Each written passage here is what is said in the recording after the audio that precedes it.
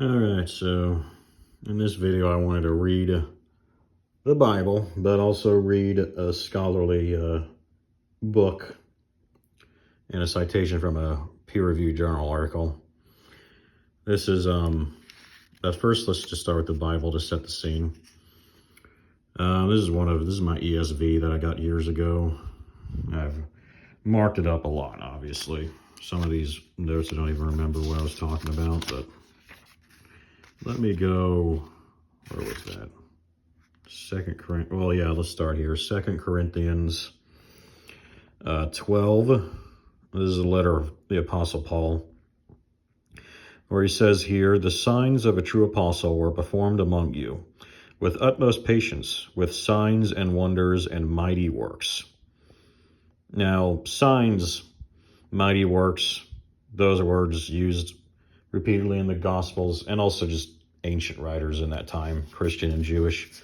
They always refer to miracles. That's what he's talking about. He's saying he worked miracles when he was among them. And when you read the Acts of the Apostles before, written by someone other than Paul, of course, I think it was written by Luke, but even if you're a skeptic who doesn't believe the traditional authors, there's no question it was written by someone else, who obviously says Paul did a lot of miracles too. Now let's go. That's an interesting verse. Let's go. That's when Paul just directly claims he did miracles. But this is the more interesting verse to me. The spiritual gifts. A lot of Christians will know this passage, but even they, I think, tend to gloss over the historical impact of this passage. And from what I've seen, a lot of just non-Christians in general, just especially skeptics who bring up the history and stuff like that, just seem to never even bother addressing this passage. Now, there are a variety of gifts, but the same... that was my Xbox. Now, there are a variety of gifts, but the same Spirit. There are a variety of service, but the same Lord. And there are a variety of activities, but it is the same God who empowers them all and everyone.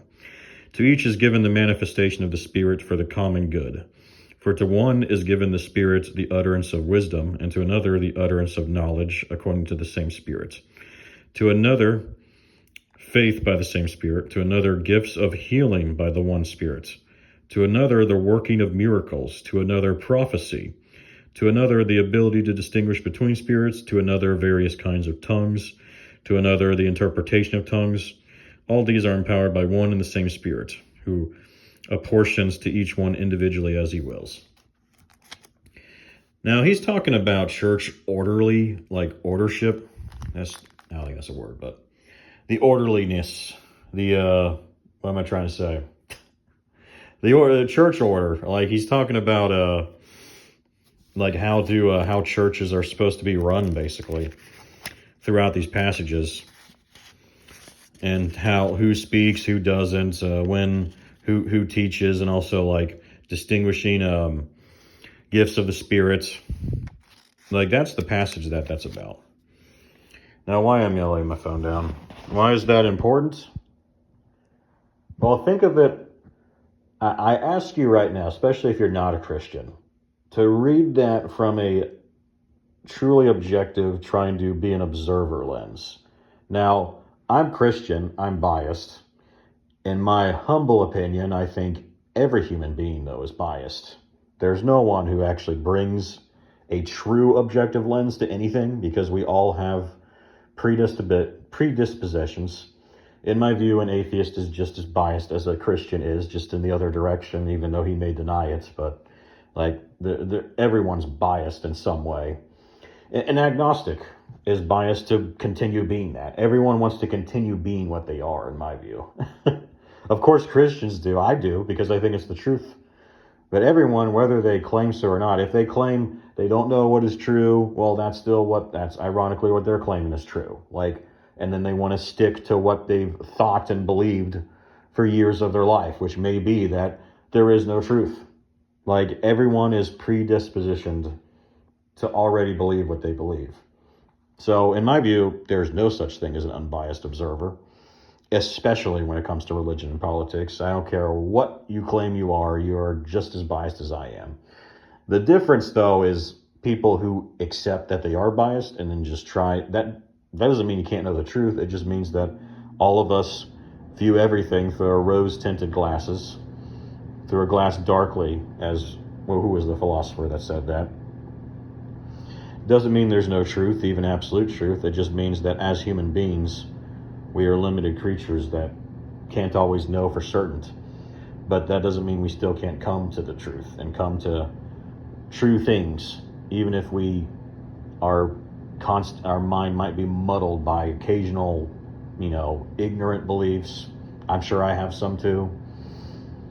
The great thing about Christianity, though, is I believe in God's grace, and I believe God's grace for what I get wrong as well. But again, he is definitely not a relativist.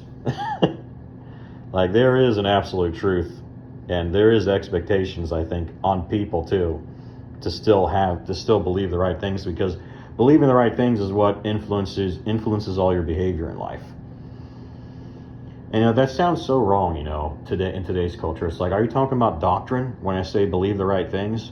Well, yeah, I am. Except the difference is really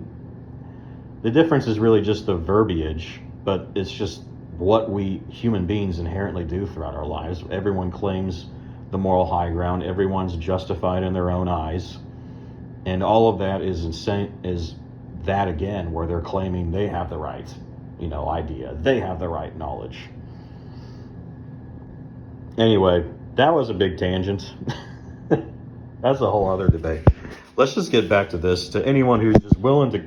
So, long story short, I'm just saying, if you're not a believer, you're not a Christian, trying to view this from an objective lens, look at it historically. What is Paul saying? He may not believe anything that he just said. And you may read that and think, oh, Paul, he's talking about this Christian nonsense going on in the church. Of course, that's nonsense. But you have to understand, this is no matter what you claim about Christianity, you're still dealing with, this is a first century writer. Pretty much every scholar, Christian or not Christian, does believe Paul wrote 1 Corinthians and that passage.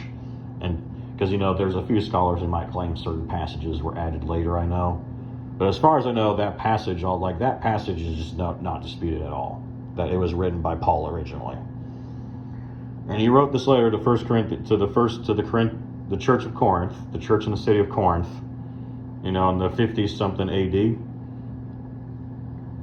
And he's writing to them as fellow believers, very casual. I mean, sometimes it gets serious, but also other times it can be very casual, because he's communicating with a group of people that already believes what he believes. Now, to the historian, this is when I read historical methods books and the philosophies of history, how historians do what they do and get to the truth of history. One of the things they always point out is some of the most reliable testimony in ancient documents, which is usually all your only evidence is just testimony from these writers. Some of the best writers or best evidence is actually in the form of letters, because when they're private correspondences, they're not writing to you is the thing. Paul, I'm sure now, I think Paul still had a grander goal on the meaning, on what these letters who would wind up reading these letters. I don't think it was just strictly private, obviously he's writing to a group of people, not just an individual. But obviously, it'd be ridiculous to think that Paul would think that me or you now reading this, 2,000 years later, would be reading this and then thinking, oh, how do I, especially Christians today, how do I apply this to life? I mean, maybe Paul thought that long ahead too. But the point is, this is still, historically, this is a letter that he's writing to these people. And, you read that again, the gifts, he's talking about the gifts of the Spirit. This is to distinguish it from when Paul talks about his own miracles. Because from a historian's perspective, someone who's writing and claiming, he's writing a public treatise to claim that these events happened. I mean, that doesn't mean he may not still be telling the truth, but the wise person would be more critical and more skeptical of a public document that's saying, hey, you reading this is what actually happened in this time. But Paul's not really doing that. The genre of the letter itself is not like that. But then you read it and he's just talking about these things so casually. He is so certain that literal miracles are happening and happening on a daily basis, that he's even nonchalant about it. He doesn't expect the Corinthians are going to challenge him on any of this. He just writes to them saying nonchalantly, it's like, so order of business, by the way, let's get these let's see how we're going to put like miracles, where the miracle workers are going to be among the prophets, who are going to be among the people healing. Like, that just shows you how widespread it was. Like, that's what's ironic. Just from this one passage, we can actually glean with a fair bit of certainty that the genre of the writing is a private letter. The fact he's writing to a group of people that clearly knew him and knew what he was about. And if you even need more historical context and evidence, I'd say, I mean, we actually have outside biblical references, like I'm thinking Clement of Rome, who wrote to the Corinthian church, also in the 1st century. And he's a separate writer, but he actually quotes Paul in 1 Corinthians, clearly expecting the church would not question, Paul's authority as well. Just to further show you that, again, like, we have even other sources that confirm Paul's authority to the Corinthian church. And he's writing to them so nonchalantly, everybody knows. There's miracle workers. There's miracles happening right now. There's healings happening right now. So, I actually consider that some pretty good evidence. Especially because, I think the Gospels, at least Matthew and John, were written by eyewitnesses too. But that's, I know, up for a debate among scholars. The reason I go to this passage is because no one denies that Paul wrote this. And so what does this mean? It means Paul is an eyewitness to these miracles. He even says he did some himself right here. And not only that, but the Corinthian church, we can presume, is an eyewitness to these miracles. And who knows how many that entails, because again, he's speaking so nonchalantly to a letter to these church. So that's the ancient history. That's the Bible. That's ancient history. Now I want to read a passage from, this is a book called Miracles, Credibility of the New Testament Accounts. And before you ask, yes, this is a, you know what, I probably should. I can cite non-Christian sources too, but like E.P. Sanders, for instance, he's a non-Christian scholar, and he actually does accept that Jesus actually did miracles. He just claims that, in his books, he claims that it wasn't because of God, of course, or that Jesus is the Christ, or E.P. Sanders would obviously be a Christian. He claims it's because, what was it? He actually even claims that Jesus' resurrection, and I think it's called The Historical Figure of Jesus is the book, and then he has his Jesus in Judaism, which is his main book.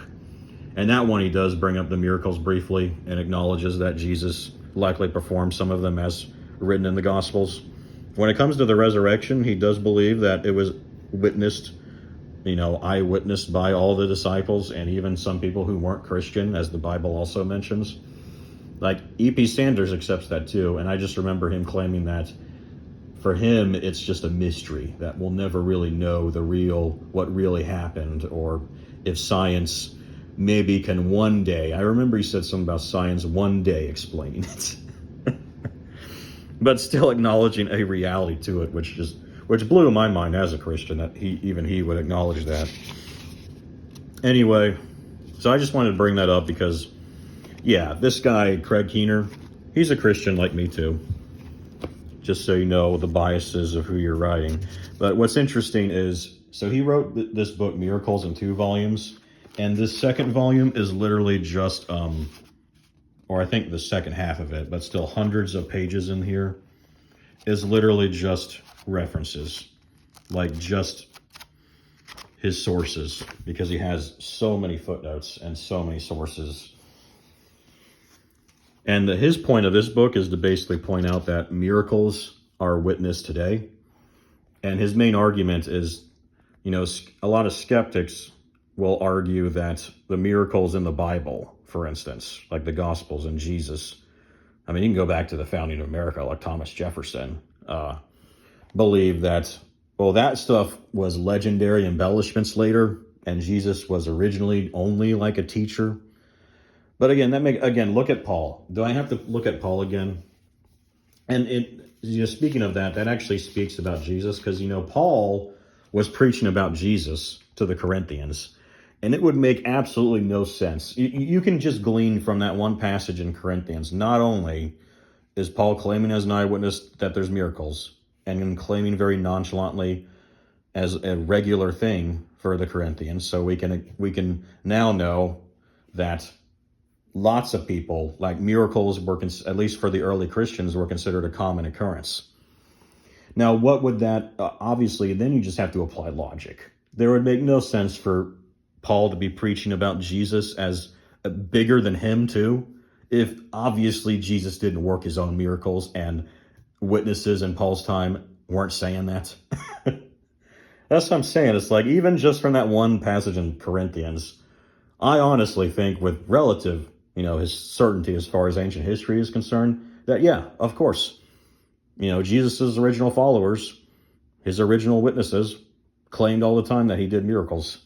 I can gain that just from Paul's letter. I don't even need the 4 Gospels. I don't need Acts. I don't need any of the other Paul's letters. If you saw my last video, I brought up a total non-Christian source, Josephus, in the 1st century, who mentions Jesus' miracles. I don't need that either. I don't need any of that. Anyway, as usual, I'm getting off so many tangents. Where was I here? Yes, this is what I wanted to read. So this is a story about, I think it's the 90s. He's recalling, this source relies on both eyewitnesses in Africa to these events going on that Craig Keener cites, the scholar in here cites, but also an actual peer-reviewed article of researchers who traveled to Africa to confirm these things.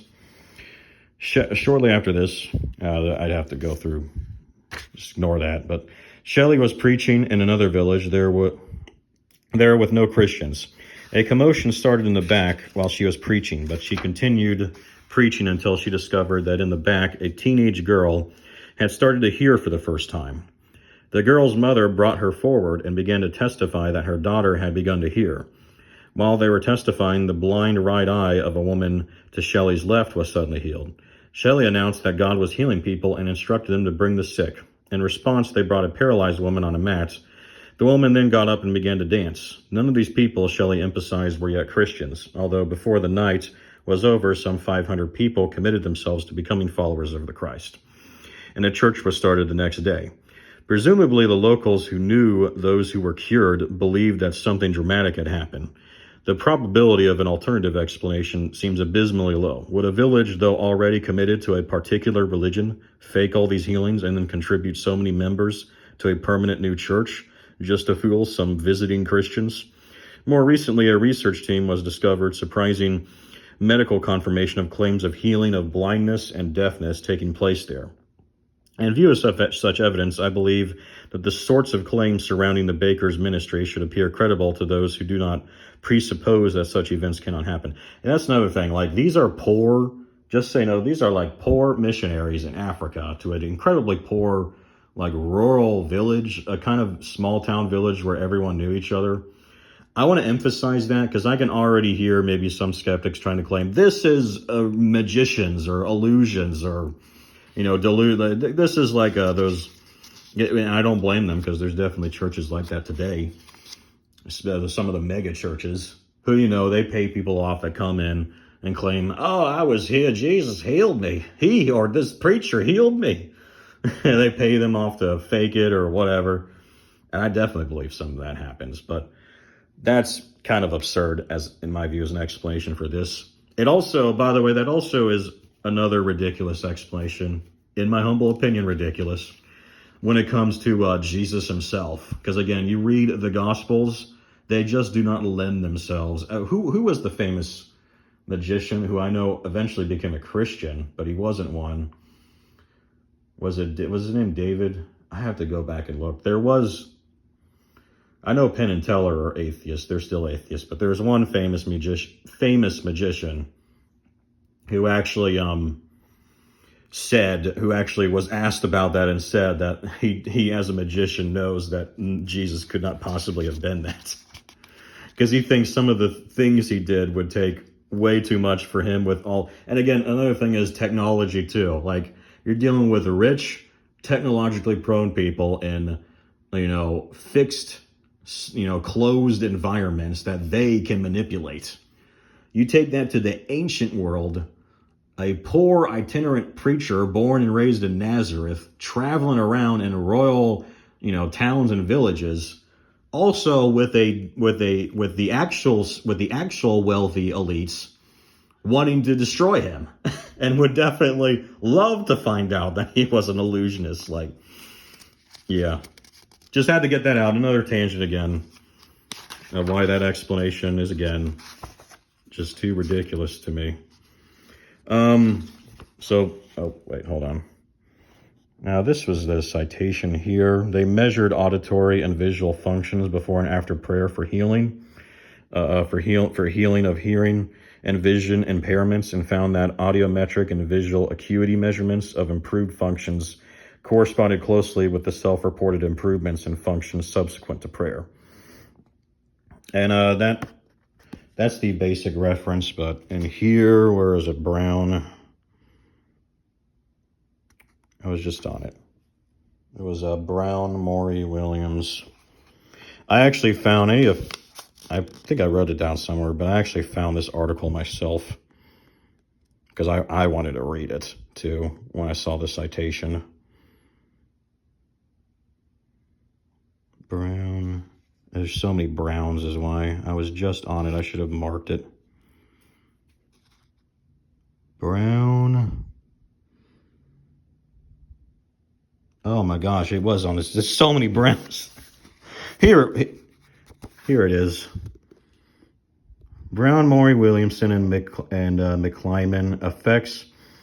Brown, Candy, Guthner, Stephen C. Morey, Rebecca Williams, and Michael J. McClyman in the study of the therapeutic effects of proximal intercessory prayer on auditory and visual impairments in Royal Mozambique. And the SMedJ, I don't know what that's an acronym for, but SMedJ Journal 103 on September 9, 2010, pages 864 through 69 in that journal. So yeah, that's an actual, I think it's a medical journal, actual academic journal. And yeah, I found it too. I wish I brought that as well. But yeah, they were talking about, this is a research team, an actual scientific research team that heard about this Baker ministry and these reports of miracles happening, and went over there themselves and actually brought instruments and started testing people's actual hearing and blindness to the reports afterward when they claimed their hearing, when it was improving, and actually showing like actual improvements happening in front, and like actually measuring real, empirical improvements happening. So that's crazy. But yeah, I think I'm about done. Obviously, the point of this was to just show, two things, that miracles actually, I think, still happen today. Now, in Craig's book, he goes through so many miracles. Like, this is nothing but miracle stories. Some have better evidence than others, as he mentioned. Some have nothing but rumors, while others have dozens of eyewitnesses, doctor reports, and as you saw, that one, actual peer-reviewed sources. Now, the reason he brings up so many is because his arguments, again, in the book, is pointing out that two arguments are wrong. The idea that simply having miracle stories in the Gospels means that we're justified in assuming that they were embellishments, that falls apart immediately, no matter if you believe these eyewitnesses are also wrong and making stuff up. The point is, they are eyewitnesses, so you can't argue that. And a common, like, I hear two speak talk constantly from so many skeptics to the Bible, that is, when it comes to these arguments that I've had discussions with them on. And a common argument is that I hear all the time, and it's kind of just I feel like have your cake and eat it too argument. Like, you want to have your cake and you want to eat it too. Like, you want to have it both ways, which is that the miracles in the Gospels are based on just nothing but hearsay, rumors, oral traditions from decades later, and it has no connection whatsoever to the actual witnesses, right? But then in the same breath, these same ones will then say, also, it doesn't matter, because if there were witnesses, we all know, and in legal courts today, that eyewitnesses are notoriously unreliable. Now, I have a book on that too, if you want to get into that. Suffice to say, to actually run around in the world believing that eyewitnesses are always unreliable is, no one actually believes that, because the vast, and I mean the vast majority of I don't even have to know you, your personal knowledge, even among the sciences, is actually just based off, as David Hume, who was a big-time skeptic, big-time agnostic, was a huge critic of the church in his time, in the Enlightenment time. David Hume, the empirical philosopher, actually said, he's one of the famous philosophers for saying this, that the vast majority of human knowledge is based off the testimony of others, and that's it. Because, and the grand scheme, like, think about the scientific method. The scientific method is an inherently subjective, relative method, because the only way you can actually claim the scientific method is your evidence is if you personally performed it on every aspect of your life. Otherwise, all you have, again, to go on is, well, I read scientists who claim that they use the scientific method to confirm that black holes exist. They claim to use gravitational lensing. Now, did I do it personally? No. And also, gravitational lensing is inherently indirect, because black holes themselves can't be seen directly. That's another thing. So the point is, most of your knowledge does not even come from you personally seeing it.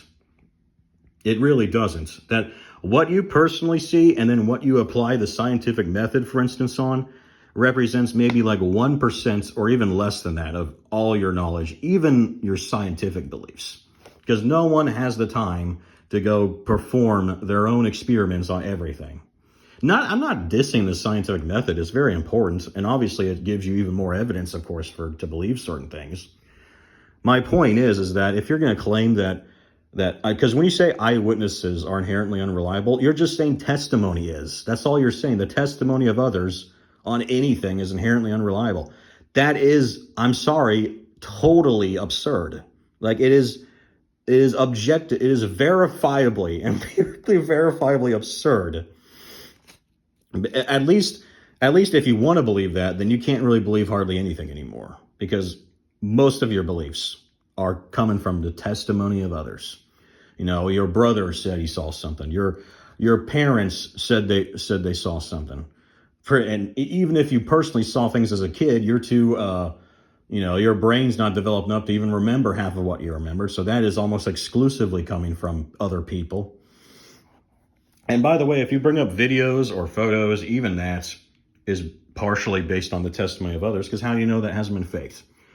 Like, you have to do a whole, and if you want to say, well, there's methods to determine if a photo or a video was faked or not. Okay, great. Did you personally do that on every single one?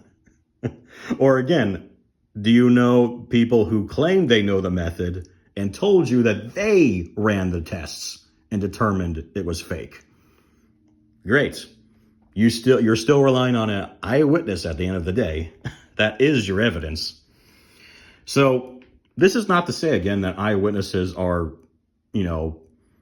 inherent. Of course not. There is a reason why law courts want more evidence usually than eyewitnesses. But also, sometimes eyewitnesses, even in today's law courts, can sometimes be the only evidence you need for some cases. So that it's also just false to say that eyewitnesses are never sufficient, even in the law courts today. But also, you have to see the difference with law courts is, especially if you're talking about criminal charges and the benefit of the doubt, oftentimes you're not really trying to get enough evidence to make a conclusion.